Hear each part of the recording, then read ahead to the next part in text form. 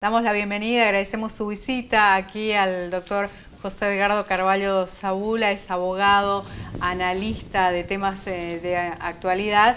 Y bueno, la actualidad nuestra es bastante complicada en la Argentina. Doctor, bienvenido, gracias por su visita.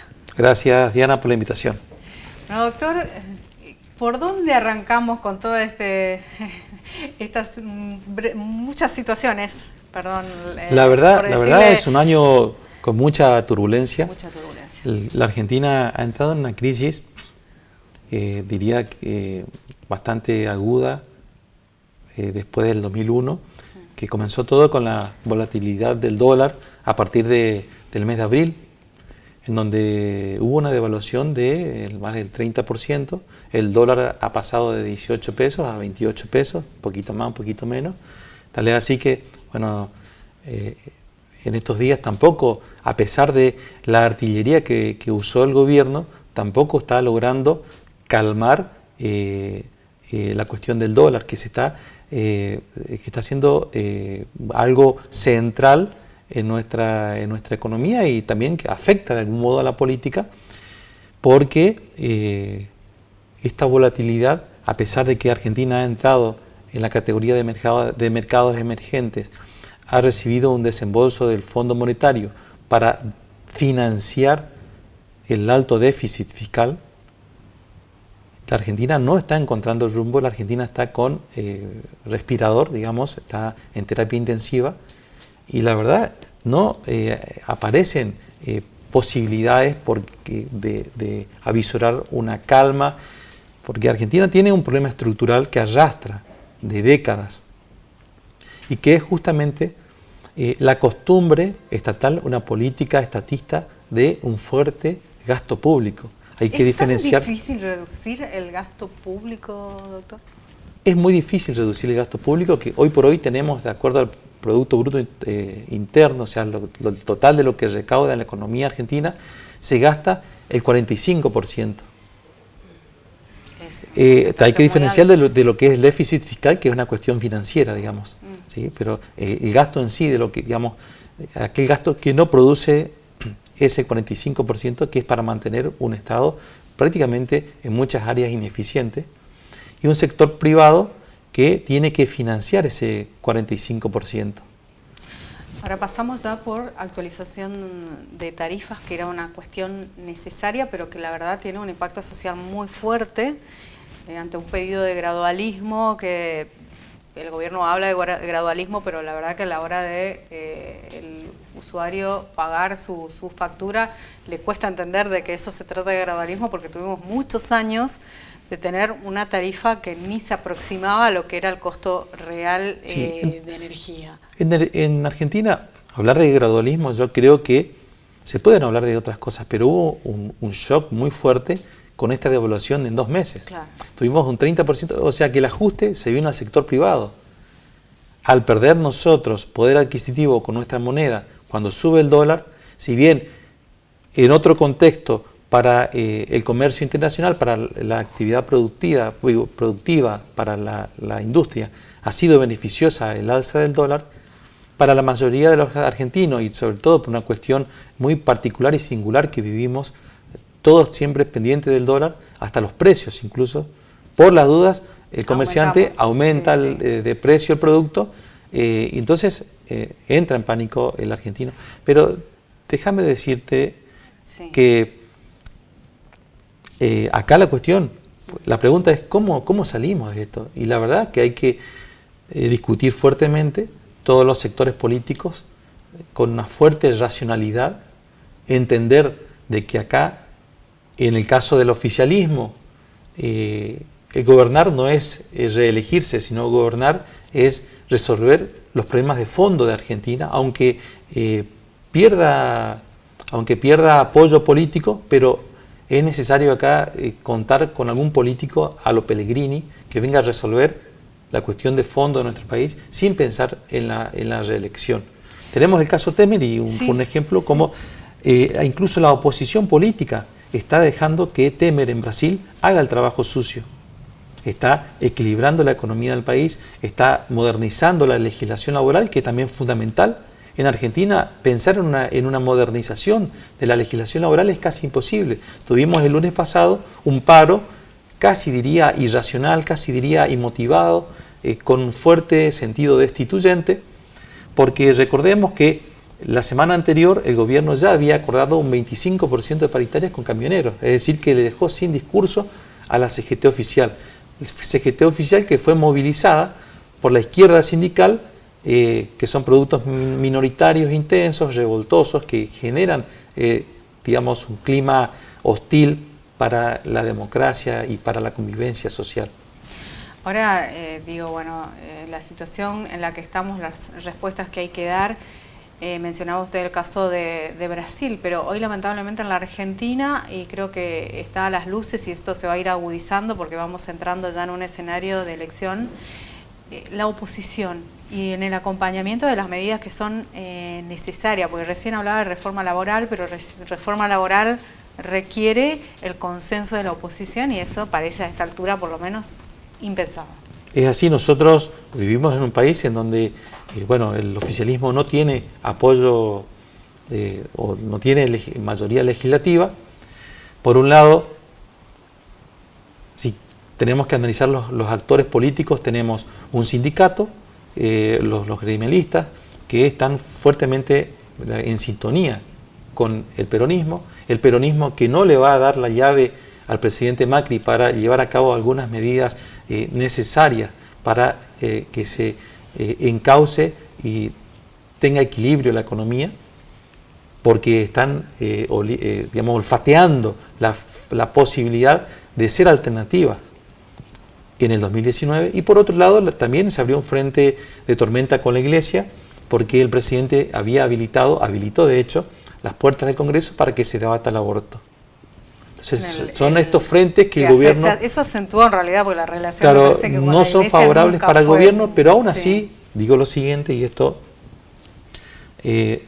grandes consultoras esta semana han publicado la imagen de lo que es de Cambiemos.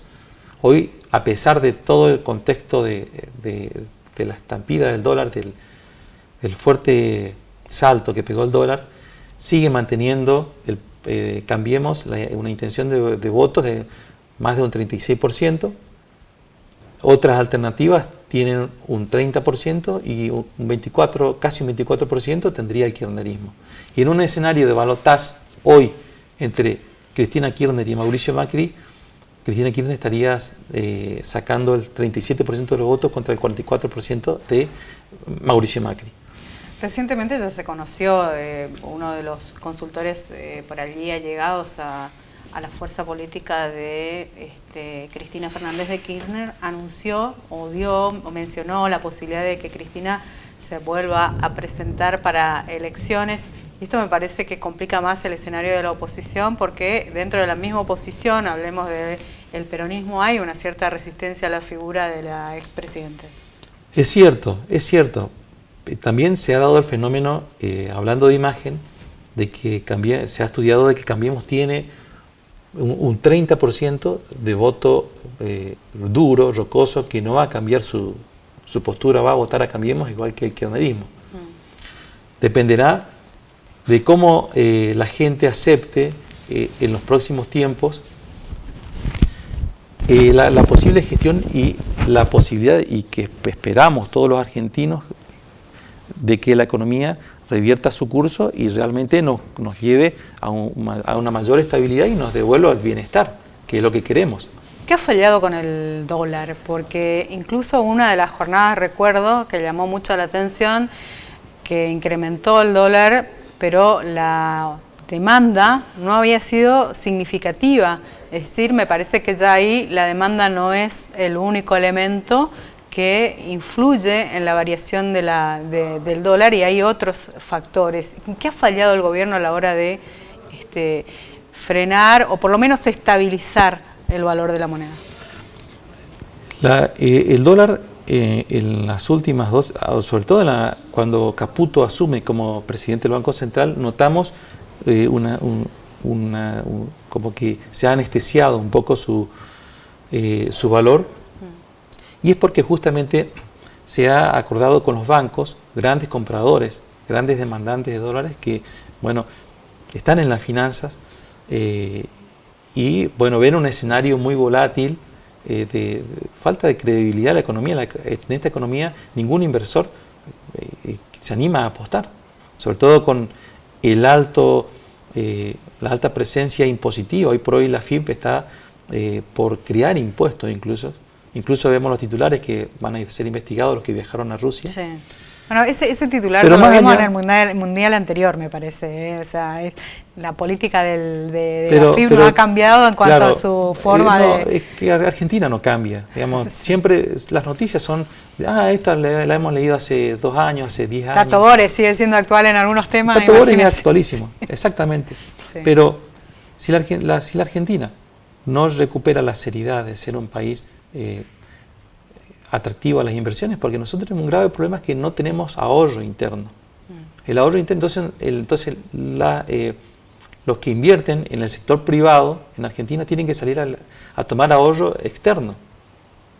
De hecho, el Estado argentino está tomando créditos externos con el riesgo que significa que cualquier volatilidad internacional nos impacta a nosotros. De hecho, la corrida un poco del dólar que tuvimos fue justamente el aumento y la apreciación del dólar en el mundo, el aumento de la tasa de la tasa de la FED, sería del Banco Central de Estados Unidos, que apreció el dólar en el mundo, y eso impactó fuertemente en Argentina porque ahora somos emergentes, pero éramos un mercado de frontera junto con 2 países más de África. Sí, la verdad es una situación... Digamos, hay cosas que este gobierno, hay que decirla, que están buenas y hay que aprovecharlas. Depende del gobierno y de su buena praxis económica, aprovecharla para ofrecer un clima de negocios que pueda venir inversiones, pueda haber libertad, pueda haber respeto a la propiedad privada y se le pueda parar un poco la mano también al ente recaudador, a la FIP, que realmente hoy por hoy están saliendo información de las pymes que tienen una fuerte preocupación por justamente los impuestos que le quita todo tipo de rentabilidad.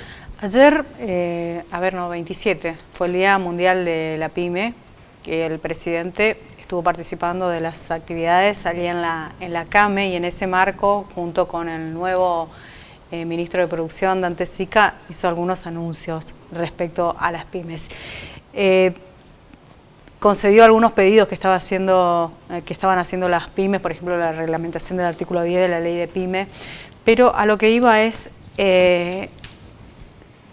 el dirigente de CAME, si bien le hizo los reclamos por la situación del sector, dejó entrever, lo dijo expresamente: nosotros sabemos que están haciendo las cosas bien, pero la verdad que la situación para nosotros es complicada.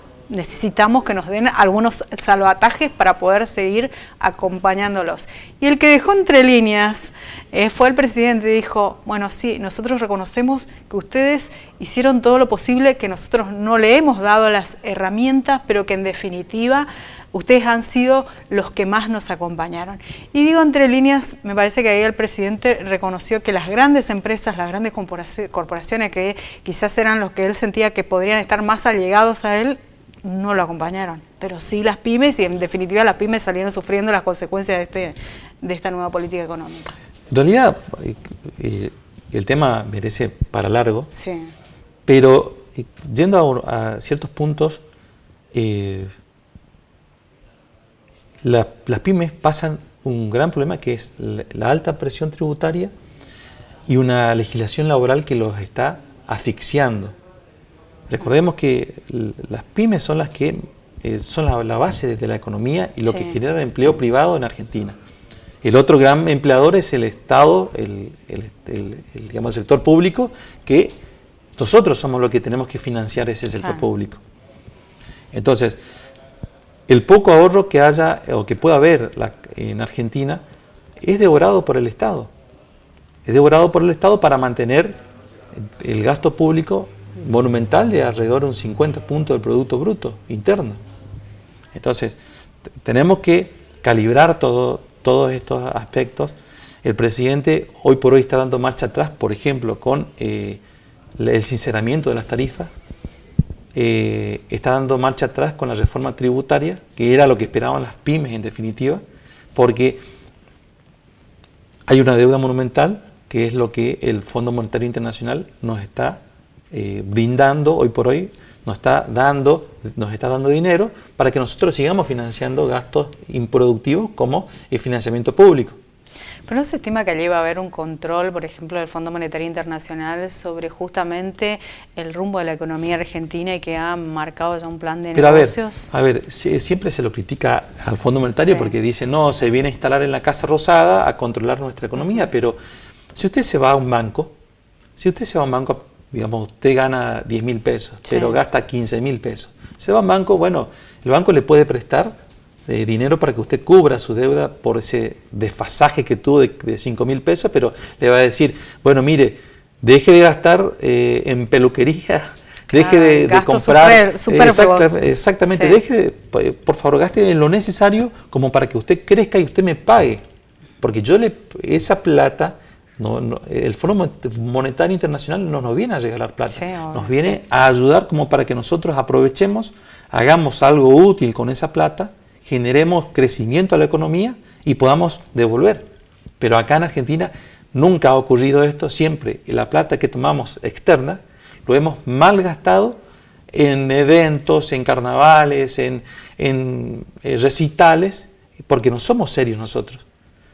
Y el pueblo acompaña esa irresponsabilidad estatal porque el pueblo concurre masivamente a los recitales y por ahí esto es antipático, pero es así. En otros países no ocurre esto.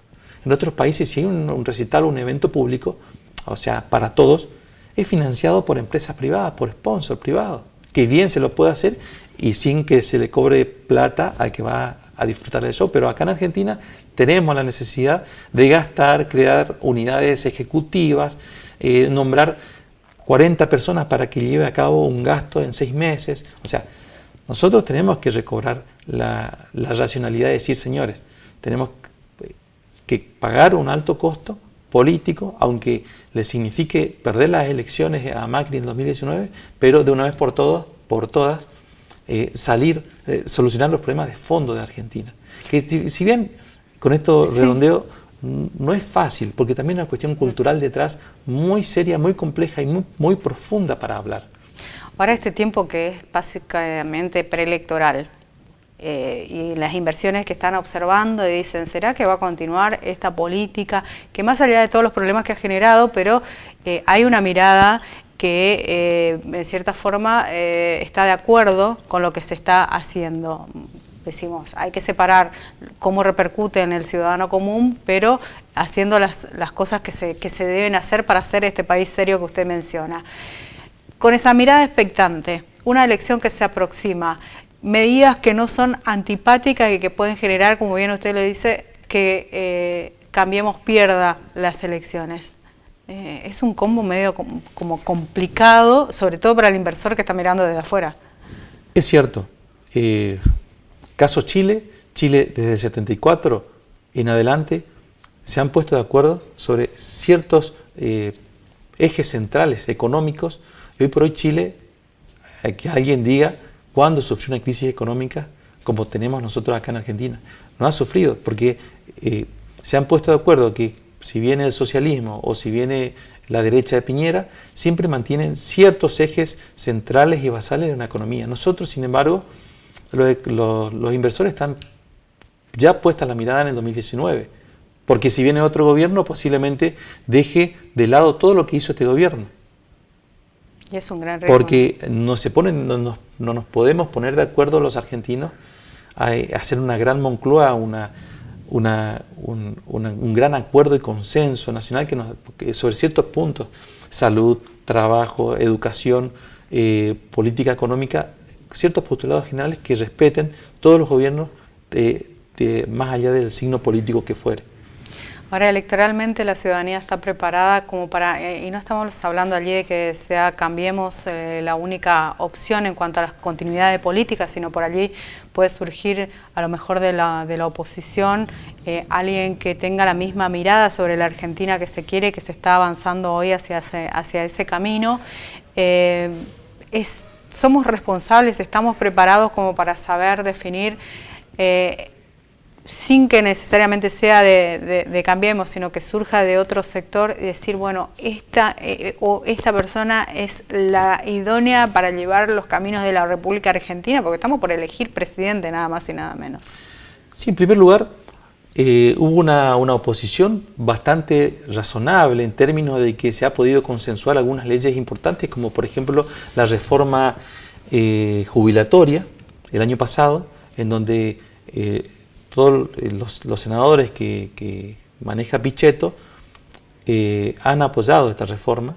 Sin embargo, hoy por hoy Pichetto está en una postura absolutamente opositora, más allá de lo razonable o no de algunas leyes necesarias. Tal es así que ahora hay una ley que es de expropiación en caso de corrupción de bienes privados que Pichetto no va a acompañar, y ya se nota, y este es el gran problema argentino, que nosotros vivimos, y de alguna manera el mundial hoy por hoy, lo que le ocurre a Argentina, esa anarquía que está ahí en el equipo de fútbol, de los jugadores contra San Paolo y contra los jugadores, es un poco nuestro ADN nacional. No tenemos un consenso político. El presidente Macri, si bien estamos en un régimen presidencialista, tampoco es un líder fuerte. Creo que ha sido un líder moderado, para mi gusto. Es un líder racional, que respeta las formas. ¿Argentina no está preparada para eso, me quiere decir? ¿Para ese tipo de líder? No, para un líder fuerte, un líder que coopte la oposición. Lo dijo Néstor Kirchner cuando comenzó su mandato, porque Néstor Kirchner entra deslegitimado electoralmente porque entró con un 23%. Sí. Lo primero que dijo fue, todos los dirigentes del conurbano tienen su precio. O sea, es la manera de cooptar un poco el populismo argentino que tenemos nosotros instalado en nuestra cultura, el facilismo que nos brindan desde el Estado, que todo nos va a ser más fácil. Sin embargo, eso nos cuesta caro. O sea, tenemos una crisis recurrente, vivimos el Rodrigazo, vivimos la hiperinflación del 89, vivimos la crisis del 2001 y ahora estamos en una crisis. Y las crisis no son construcciones o mala praxis de un gobierno de 2 o 3 años. Ahora salimos de la crisis después. Tuvimos una herencia que se habló poco de la herencia que recibimos, muy pesada, totalmente. Es una de las críticas que se le hace también al totalmente, gobierno, ¿no? Ahí, digamos, no clarificar la situación real. La inflación fue por emisión monetaria, porque el déficit fiscal y gasto público tenían que seguir realizándose y se hacía a través de impresión monetaria. Se imprimían dinero que por eso perdía el poder adquisitivo, el peso. Por último, doctor, las provincias. Sobre todo en este compromiso que han hecho de ajustar sus cuentas, pero después vemos ya algunos gobernadores empiezan a quejarse porque lógicamente tiene un impacto en su economía y muchas provincias no han hecho, es una realidad también, muchas no han hecho bien los deberes y de hecho son las que hoy se están quejando por la situación actual. Es así, tal es este hecho muy importante porque ahora se encara digamos, lo que es la aprobación del presupuesto nacional y las provincias están aprovechando para flexibilizar lo que hace 6 meses se firmó el acuerdo fiscal.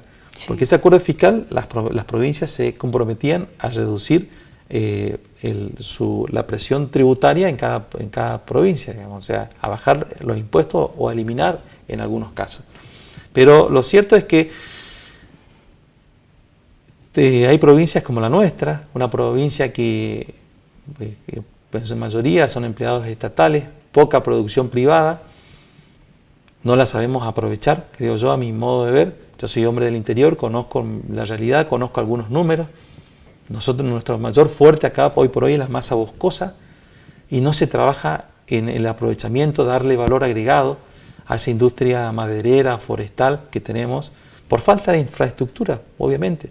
Y por falta de infraestructura es que las industrias argentinas no pueden competir contra otra industria de otro país. Por eso nosotros tenemos, digamos, estamos cerrados al mundo, somos uno de los países más proteccionistas y que, en definitiva, redunda en una caída del bienestar del consumidor, porque el consumidor tiene derecho a comprar más barato y de más calidad. Y eso se logra con competencia. Nosotros no somos competitivos en ese sentido, porque no tenemos infraestructura. ¿Cómo hace que bien puede hacerlo un productor maderero para competir con muebles que nos vienen de afuera? Es imposible porque no hay la energía suficiente, no hay la carretera suficiente, la legislación laboral es muy... Sí, en ese tema digo, hay una realidad también, sin ánimo de encontrar una razón que sustente todo esto, pero hay una realidad. Corrientes estuvo relegada mucho tiempo y uno critica y no espera que hoy dejen de invertir en provincias como Misiones y el Chaco, pero allí realmente se envió una inversión del gobierno nacional en rutas, infraestructura, que a simple vista es increíble, pero uno transita, por ejemplo, en la zona limítrofe con Misiones, y los queremos mucho a los misioneros, pero en la realidad uno puede distinguir sin saber dónde comienza la provincia de Misiones y dónde de Corrientes, porque el estado de las rutas y las condiciones, las características mismas de la ruta, uno comienza Misiones, seguro que comienza con una autovía o terceras trochas, algo que ni siquiera yo creo que el correntino que no ha salido de Corrientes no sabe lo que significa tercera trocha, porque nosotros en ningún punto de la provincia creo que tenemos tercera trocha. Y eso, por ejemplo, para el sector maderero y que tienen necesidad de transportes de grandes camiones, es fundamental, y estamos ahí hablando de todas las implicancias que puede tener en el mantenimiento de las rutas, en seguridad vial, es decir, se replica en muchos aspectos. Es cierto, es cierto. Corrientes ha sido una provincia muy postergada por el gobierno nacional, y de alguna manera, como vivimos con esta estructura, con este tipo de economía, el gobierno nacional ha discriminado fuertemente, en su momento, la gestión anterior, digo, sí. No esta gestión, a la provincia. Tal es así, y hay que también aclarar algunas cosas buenas y positivas para la provincia, por ejemplo, la construcción del puerto Nitebaté, que va a ser sin duda un polo como para poder sacar nuestros productos a través, la logística. Claro, y tampoco podemos esperar en 3 años que nos hagan autopistas por toda la provincia, que nos hagan puertos, que digamos, esto tenemos que hacer un plan productivo para todo el país, y ponerlo en marcha más allá del gobierno, si se cambia o no el color político en la gestión de los distintos gobiernos provinciales o nacionales. Pero tenemos que ser serios, y es auspicioso la construcción del puerto en Nitebaté, porque va a permitir, repito, y puede reactivar lo que es todo lo que sea las vías navegables que tenemos nosotros, la salida al mar, por nuestros ríos. De hecho, Paraguay lo utiliza, vive Es increíble que tengamos que ver barcos de flota con banderas paraguayas. Ellos aprovechan para su economía nuestros ríos, porque bueno, es la única salida que tiene al mar y para comunicarse con otros países del mundo. Bueno, doctor, muchas gracias por su visita, por venir a compartir su mirada respecto a la situación nacional, que no es fácil, y la verdad que todos los argentinos esperamos que esto cambie, que esto mejore, más allá de que los tiempos electorales por allí no contribuyen a que logremos esa armonía y caminar todos juntos a encontrar soluciones, ¿no? Sí, hay que ser optimistas, y creo que no nos queda otra que confiar en este gobierno, que de alguna manera está haciendo las cosas de la mejor manera. Si bien yo creo que podría, por ejemplo, recortar el gasto público, también hay que analizar y hay que pensar qué hacer con esa gente que quedan fuera del sistema público, si el sector privado está capacitado como para absorber esa masa de empleo público. Así que bueno, esperemos, y muchas gracias por el espacio.